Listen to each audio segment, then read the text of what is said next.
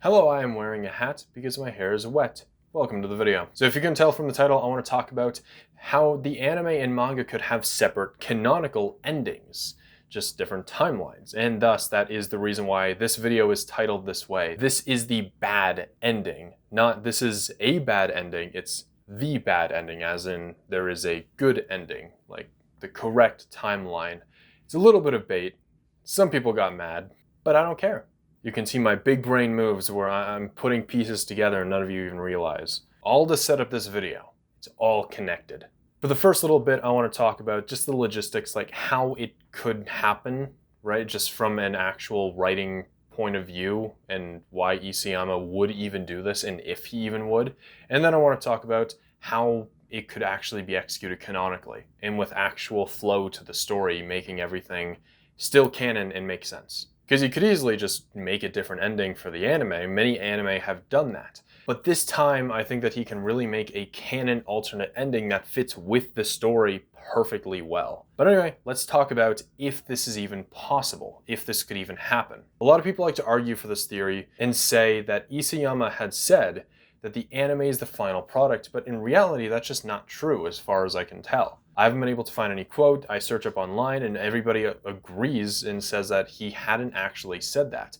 A lot of people are either just misquoting him on purpose or unintentionally because he was talking about season 3, I believe, the underground arc, something like that. No, the uprising arc. But there were many differences between the anime and the manga version of the uprising arc, and that's what people are basically misquoting. And there are also other little moments in the series that Isayama has directly stated, like, that he wanted change. Like, a very popular one is Annie's laugh. He specifically wanted them to include Annie's laugh in the scene. And I'll later go on to show you that there have been other changes made in the anime compared to the manga. Very big changes, actually. Whether or not this is Isayama changing them or not, I don't know. No one really does. But there are differences between the anime and the manga, some minor and some major. So that right there could point to a different timeline taking place. So even though Isayama has never directly stated that the anime is the final product, you could almost think of it that it is the final product, because there are changes that he's made. He has perfected certain arcs, and I think that he'll do the same with the final arc. Whether or not he's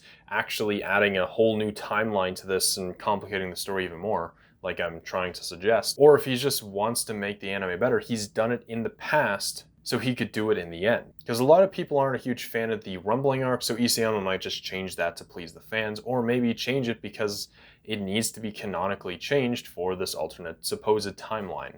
In literally watching this video, one very notable difference is the color of Mikasa's scarf. In the manga it's black, and in the anime it's red. Not gonna lie, I thought that I'd be talking a bit more in this section, but essentially, there have been changes in the anime made by Isayama, so whether or not he specifically said that the anime is the final product or not, he still kind of believes for it to be that. But anyway, on to the actual theorizing of how, like, story-wise this could work. Basically, I've split the world up into 3 different timelines, and we've already seen 2 of them, the last one being the anime-only timeline. So a few things that I'll be mentioning in these timelines are either just headcanon, what I assume could happen, but also it's stuff that just hasn't really been explained too well. There's a few moments with the story that we don't exactly know the timeline placement of, but I'm just fitting it where I think it fits best. So anyway, let's talk about the first timeline. And it all starts back, all 3 of these timelines start back at chapter 123. Back when Eren and the scouts go to Marley undercover just to check the place out. And it's when Mikasa and Eren are they talk to the side, and Eren asks what he is to her. And in this timeline, Mikasa answers family. And then from there, they run away from the mission, abandon everyone, and live the last 4 years of Eren's life together. And this is the result of that. It's this vision that Mikasa gets that is the alternate timeline. Because unlike what Eren shows Armin, this one has actual flashbacks and meaning to it. It is in one cohesive scene. It's almost like he's just showing her a glimpse of an alternate world, rather than creating a world for her within the paths. It really is weird comparing Mikasa's vision that Eren gives her to Armin's. It's very weird. And how they get the flashbacks as well. She gets it before Eren dies, and Armin gets it like hours before, but it only awakens after he dies. It's weird. And so I believe that this vision that Eren gives her isn't actually just a vision, it's more of just a glimpse into an alternate timeline of what could have happened. And it's this timeline that crafted ours, the manga timeline. We see that both Eren and Mikasa regret what they've done. They don't feel right with their decision of running away. We can see this in this dialogue here. And I still fully believe that the "see you later, Eren" is Mikasa referring to Eren saying, hey, I'll see you later in another timeline, kind of. It doesn't really make sense for her to say that otherwise. Because let's say it's our Mikasa saying that, the manga one who just killed Eren. She's not really seeing him later, unless you're referring to the head that she just made up with. It's a weird line. But if you look at it in the perspective of she is going to see him later in another timeline, then yeah, that makes a bit more sense, kind of. And you might be asking, how could they manipulate the paths so they don't have any royal blood with a Titan connection? Well, that's not true at all. I mean, Mikasa's standing right there, touching Eren. Kind of confirmed that Mikasa has royal blood. She was with the Azumabito family, that's what her bloodline is, and they used to be an Asian family who then bred with the royal family of Ritz or Fritz or whatever, the Ross, Reese, Rice, the royal family. They came together, made babies, and then that family bred with the Ackerman, which then created Mikasa. And you know what's special about the Ackerman? They are basically human titans. And so Mikasa is basically a royal-blooded Titan user, without the using it, because it just is her. And so the connection with Eren, the physical contact, allows him to use the path's power. And then another issue you might be saying is, oh, what, but they've touched many times before, why hasn't it activated? Well, this line right here by Jean. I should probably bring up the image for myself. So in chapter 70, this is a conversation that the scouts have. Are you sure they're your memories, not Dr. Yeager's? I think so. Why don't you try hitting your head against something? Then Jean says, that's right, all you've been doing to remember is holding hands with Historia. Maybe what you need is a headbutt from the instructor. Meaning, he doesn't get the memories and the extreme flashes of, like, flashbacks every time he touches Historia's hand. This is from the manga, this is not like a weird anime mistake. This is coming directly from the source. Eren does not get random flashes every time he touches a royal blood user. It happens often, but only when certain conditions are met. And I believe my headcanon is they have to be in a similar situation to a past user to unlock those memories. It's never been directly stated, but it kind of makes sense. I mean, Eren gets flashes of that crystal room while he's in the crystal room, right? It's very similar situations happening for Grisha and Eren, and thus that is why he unlocked those memories specifically. But I don't know if that's canon, that's never been stated, but that's just a personal belief of mine. But we do also see when Eren punches the smiling Titan, he's still able to control the other Titans even after he stopped touching her. But look at who he's touching now. It's Mikasa. So there's a lot of evidence to show that she not only has royal blood, but also that he can touch them without getting these sudden flashes of memories. And so with those issues out of the way, what do they do with this newfound power? Basically, they create our timeline. They go all the way back generations before to craft our timeline. He even goes far to orchestrate his own birth. And we have a little bit of evidence to show that our Eren didn't create his own birth, because we see this panel here. Oh my god, this hat is constricting my blood flow. But we can see here in the final chapter, chapter 139, Eren says, I don't know why, but I wanted to do that. I had to. And then we instantly get a flash to Eren's birth, with Grisha saying, Eren, you are free. And so with this, I think it's kind of insinuated that Eren wasn't the one who orchestrated all of this. It was someone else. Yes, this Eren did go back in the past to manipulate a couple things. He specifically killed his mother to try and influence him. I'm sure that is our Eren's decision, not this other, 4-year time skip where they run away Eren, which I'll refer to as the dream Eren, just because we see them in a dream. I don't believe that Dream Eren was the one who killed Eren's mother, that is Manga Eren. However, Manga Eren definitely didn't orchestrate his own birth because he doesn't know the answers as to why. He just knows that he wants to be free. He wasn't the one who put those memories in his head, or he would have remembered doing that, right?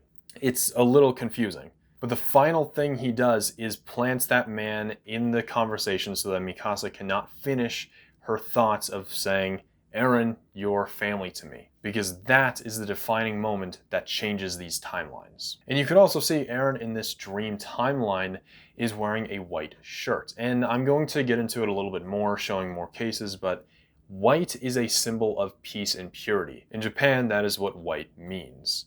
And later I'll get into more of those color theories in a bit. But now, the second timeline, the manga timeline, this is the one that Dream Eren created, and I've already talked a little bit about it. And I don't really need to explain a lot of it because we see what happens. But again, going back to chapter 123, this time Eren and Mikasa's conversation, they get interrupted by this man, and they are not able to run away together. I believe that there are a few moments where Eren is trying to decide, does he end the world or does he not?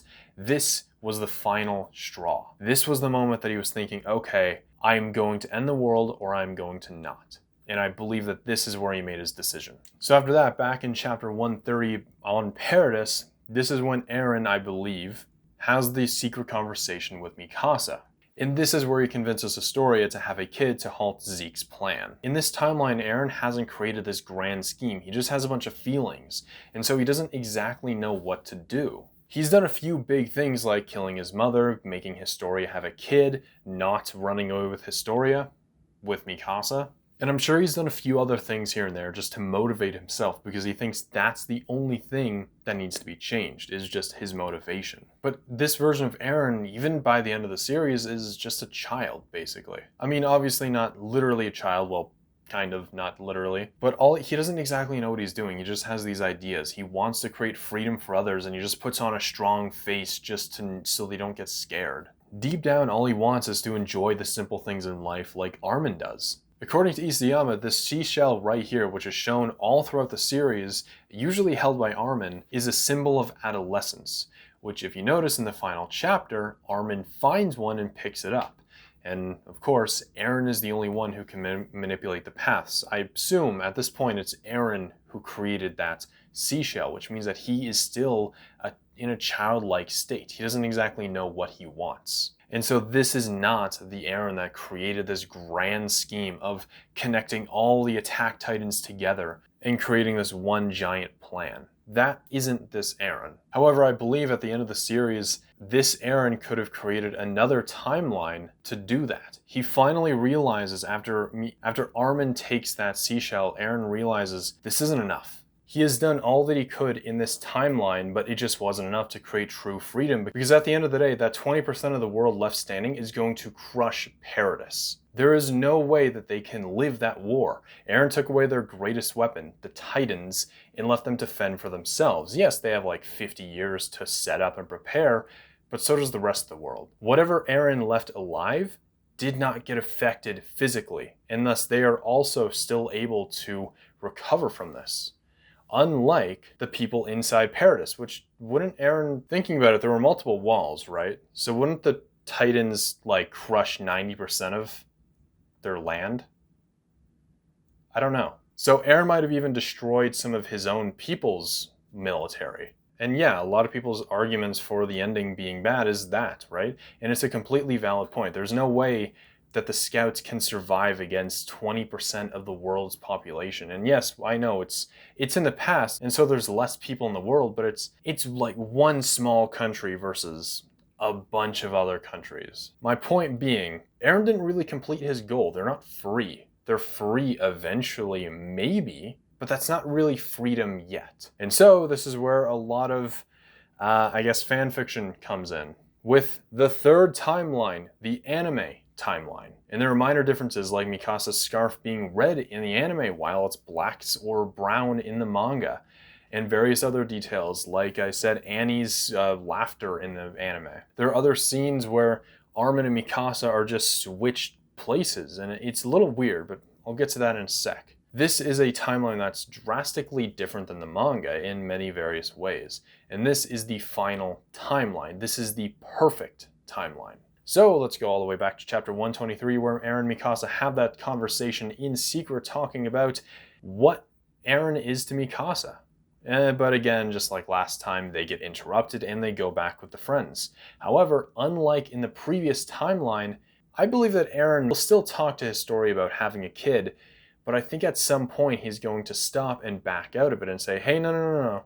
You can't have a kid with the farmer.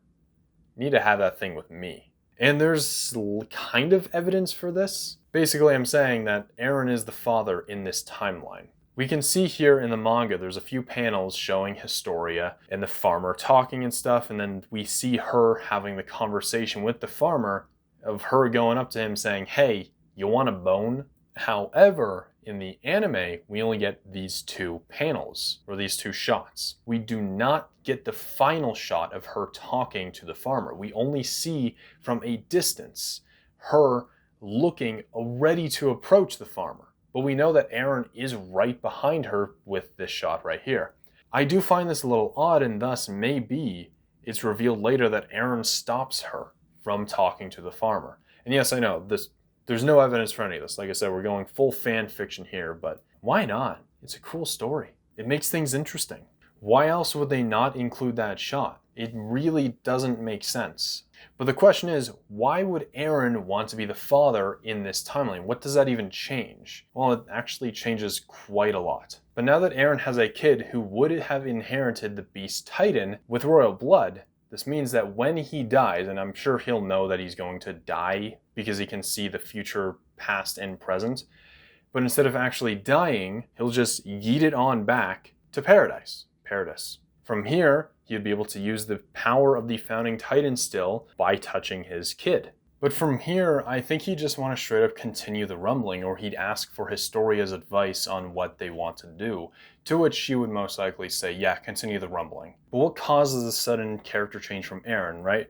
The manga version of him. What makes him think, I didn't do enough to manipulate the timeline? Why should I create this anime timeline? I briefly mentioned it before, but it's when Armin gives him the shell, and it's at that moment that he realizes that he's just living a childish dream, thinking that they can all survive against the rest of the world. He doesn't want to just assume that they'll live. He wants to know 100% that they will live after the rumbling, that they'll be free. He knows that he needs to finish the rumbling, but knows that it's too late in this timeline, and thus changes the one thing that holds him back, not having the Royal Titan kid. And so from here, he creates a third timeline, the anime timeline. And that is why this anime version of Eren is so hell-bent on destroying Titans. We see, even like seasons 1 to 4, this version of Eren is very different than the manga version. Same with the Mikasa and Armin. All three of these characters have very different personalities. And yes, this could just be due to poor adaptation, but we do know that Isayama has specifically requested certain changes to happen in the anime. And so I think that their personalities could also be a change. Because in the anime, Eren just hates Titans so much more than he does in the manga. In the manga, he has a little bit more of a personality, but in the anime, it's literally just, I hate Titans, wham, wham, wham, and that's it. And with Mikasa, she's so much more clingy to him in the anime, and Armin, he's just more of a freaking nerd. Just a kind of a little pathetic.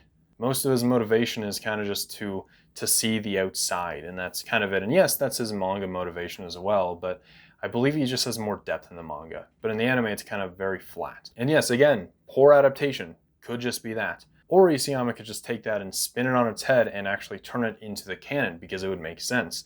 Look at the ending of all three of these characters. Eren, let's say what I said happens, and Eren last second realizes he hasn't done enough, he'd want to kill the Titans even more. Unless he would create a timeline giving this version of Eren different memories to show him that he wants to destroy Titans even more. Because in the anime, his flashbacks in chapter 1 is just a bunch of blood and murder.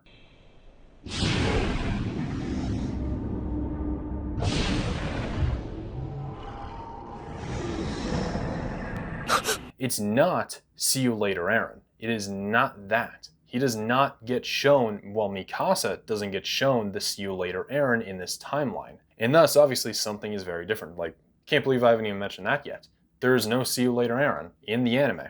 And so obviously this version of Eren is more hellbent and just bloodthirsty for Titans, because he knows, like, manga Eren knows that it isn't enough, and so he creates an even more ruthless Eren. And with Mikasa, the last thing that we see her is grieving and obsessing over Aaron's dead body. And we can see here in the anime, she just doesn't want to let him go. She is more obsessed with him than ever before, and that's because of her previous timeline's affiliation with Aaron. And with Armin, one of the last things that we see him with before Aaron changes the past is him being shown the ocean, the lava, the snowy mountains, and the beach. Everything that Armin wanted to know, Aaron showed him. And I think that kind of just got stuck with his memories. But I believe that this Aaron manipulates the past even further to orchestrate all of this to make these characters the way that they are. And this is where I want to bring up the color theory again, the black, the white, and the brown. But in Japan, black means many things. It used to mean purity, I think, but nowadays it means that the person is basically just a bad person. It's a bad man. White means purity, though. And we can see many times throughout the manga, Aaron is wearing this white undershirt with a black jacket. And every single time that we see Aaron wearing this, it's either because he's a kid, when weird timeline stuff happens, when he's near Historia, and after he's made his resolve. And I know, those four things seem to be very different from each other. It doesn't seem to make any sense at all. But when you think about it, in this anime version of Aaron, right? Let's say this timeline that I'm making up, Historia is a very big part of that timeline, isn't she? And so what I'm getting at is every time Aaron is wearing this, that is when he's manipulating time, or after he's made his resolve, which is the result of the editing time. And you might be thinking, why is Historia here? Well, if you actually go back and look at the chapters, here's a full list of every single time Aaron is wearing this jacket. And honestly, I highly recommend doing so. Some of these chapters are very interesting, specifically this line by Armin. Like, what? He literally describes the rumbling way back, and I think it's probably around season 2 that this happens. He describes the rumbling. And of course, Aaron's wearing the jacket, and Historia's there. It's like it's a combo. But Historia is a very major player in Attack on Titan when it comes to time or just the overall plot. But like I said, time travel and getting memories and whatnot is a very big part of her character. And so what this means is anytime he's wearing this white shirt with the black jacket, it is an angel in disguise of a demon, basically, which is similar to what the season 4 opening says. But essentially, it's a sheep in wolf's clothing. And what that symbolizes is it is Aaron, who is a good guy, doing bad things, manipulating the timeline to destroy everyone. Which is why in the first original timeline, he's not wearing the black jacket. He's not that demon yet. He is simply the angel, which in reality, he should be wearing a black one because he abandoned everyone. But white also fits him very well because he hasn't harmed anyone yet. However, there is a third color, like I said, brown. As a kid, Aaron is actually wearing a brown sweater, not a black. And brown in Japan means home, comfort, endurance, and simplicity. And that is basically Aaron's childlike dream before he makes any resolve. It's immediately after his mother dies that he starts wearing the white shirt with the black jacket combo. And this is symbolizing that whenever he wears this jacket, the black jacket, he's not this childlike self that he used to be. He is something different, someone from the future. That version of Aaron, like I said, is the angel with the devil horns, trying to create a future that Paradis can live free. And yes, this whole color theory of Aaron wearing the jacket, symbolism, whatever, that really could throw every part of my theory out of the window except for this, and just add this to the main canon, right? That still makes sense. I really like the idea of Aaron's jacket symbolizing the future him manipulating the past. But yes, basically, the first timeline is the simple, peaceful, dream Aaron version who does nothing and abandons everyone and lets the world die. Number 2 is after that dream Aaron manipulates time to create what he thought was the perfect timeline, but in the end it fails due to Aaron not having enough resolve and being too kind. The third and final timeline is that Aaron learning from his mistakes and knowing what needs to be done. With this newfound knowledge, probably seeing into that other timeline, he realizes he needs to end everything. And so he creates that baby as the backup plan. Instead of letting Historia and the farmer have the kid together, it is him and the farmer. Him and Historia having that baby. So then he can fall back, use I should have mentioned, the Warhammer Titan to go back to Paradis, so then he can touch the baby, reactivate the rumbling, and destroy the rest of the world. And in terms of shipping, we have all three, right? In the dream timeline, we have the Eren and Mikasa ship. In the anime, it would be the Eren and Historia ship. And in the manga, it would be, well, no one wins in that timeline. Like I said, it's the bad ending. The big question is still, would Eren live or die in this timeline? I really don't know. Yes, he would have a major following, but even as he said in his talk with Armin, he doesn't feel like he deserves to live. He wants to. He doesn't think that he deserves it. And that, honestly, above anything else, is the biggest issue with this theory is, does Eren live or die at the end? Also, I should say, a lot of you might be saying, well, oh, this ruins the whole thing with Ymir not being free because yada yada. In this timeline, Mikasa still goes for the head, right? She still uses Thor's advice and goes for the head, which thus should technically still release Ymir, or at least give her a push to just to show, oh, hey, you meant to kill your boyfriend, kind of, the one that you love, but you really didn't, so I'm still going to be a little bit of a jerk. But that's when Eren, I would love to see a conversation between Eren and Ymir. I want him holding his baby in the path saying, hey, I know what you want now. He finally realizes what Ymir wants, and it's to be free of that love, that binding of love. And so he's like, hey, instead of forcing to love someone who doesn't love you, be my baby. And me and Historia, we will love you unconditionally. We will give you the love that you never got, but what you gave. You can finally rest. And thus, Ymir would take that offer, because who the hell wouldn't? Ugh. And so that is this theory. It is a convoluted, confusing mess with probably some plot holes, but I don't care. I like the idea, just because the ending, yes, I like the ending a little bit more than I did in this video, but it's still not a great ending, and I think that this one is really cool. There's so much more that I want to talk about in this. There's so many more little details, so many just chapters that I find very interesting. If you guys just want a little breakdown of specific differences from the anime and the manga that intrigue me a lot, or just moments that are a little suspicious, I can make like a follow-up video to this, kind of in the style of Kento Bento's follow-up videos, right? Because there's so much more to this that I just can't explain in this video without it being ridiculously long. And I already know this is a long video, and I hope I explained everything correctly. Yeah, if any of you have any complaints or about what I said and want me to explain things, or if something was too confusing because I don't know how to express my thoughts, or if you just want to see me go through a couple of those chapters that I find very interesting and very suspicious, then yeah, I'll make a follow-up video. So anyway, I hope you enjoyed this video though, and give it a like if you did. Tell me what you think about this. Do you think that there will be an alternate ending to Attack on Titan? Do you think it's possible? And do you think that it fits with the overall story? Let me know in the comments down below, and I will see you in the next video. So goodbye.